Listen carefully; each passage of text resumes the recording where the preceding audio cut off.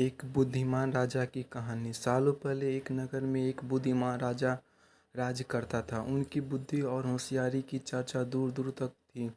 राजा कभी भी बिना सोचे समझे कुछ नहीं कहता और न ही किसी आरोपी की बात सुने बिना उसे सजा सुनाता था। उसकी बुद्धिमानता के चर्चे सुनकर आसपास के राजा रानियां और राजकुमारी आदि उनसे जलते थे।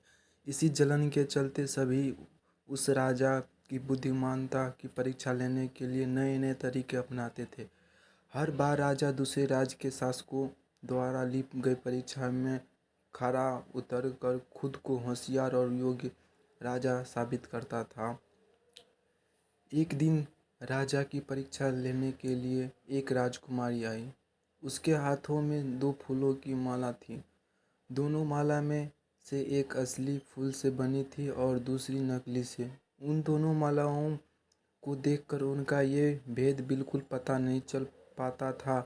इसी वजह से राजकुमारी ने राजा के सामने दोनों मालाएं रखकर पूछा, हे राजन, अगर आप बुद्धिमान हैं तो बताइए कि इनमें से कौन सी माला असली है। राज दरबार में बैठे सभी दरबारी माला को देखकर हैरान थे, क्योंकि किसी को समझ नहीं आ रहा था कि असली फूलों की माला कौन सी है। सभी इस सोच में थे कि राजा कैसे बता पाएंगे कि असली फूलों की माला कौन सी है। राजा भी माला को देखकर परेशान होने लगे। उसी वक्त उनके दिमाग में कुछ तरकीब आई। उन्होंने तुरंत अपने एक सेवक से कहा, बगीचे की खिड़कियों को खोल दो। सेवक ने बगीचे की खिड़कियों को जैसे ही खोला तो राजा ने देखा कि फूल में बैठी मधुमक्खियों खिड़कियों से राज दरबार में आ रही है। वह कुछ देर मधुमक्खियों को ही देखते रहे। जैसे ये एकांत मधुमक्खियाँ एक फूल की माला में बैठी, वैसे ही राजा ने कहा कि अब मैं बता सकता हूँ कि असली माला कौन सी है। राजा ने तुरंत उस माला की तरफ इशारा किया जिस पर मधुमक्खी बैठ रखी थी। राजा की होशियारी देखकर राज दरबार में मौजूद सभी उनकी तारीफ करने लगे। सभी कहने लगे कि हर राज्य को आपके जैसे ही बुद्धिमान राजा की ज़रूरत है। राजकुमार भी राजा के बुद्धिमानता देखकर खुश हो गई।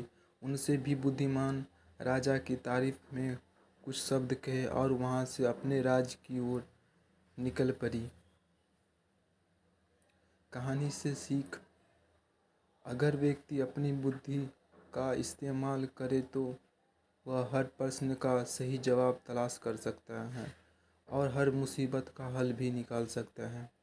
कहानी अच्छी लगी हो तो एक लाइक ज़रूर करें और चैनल को सब्सक्राइब करना ना भूलें।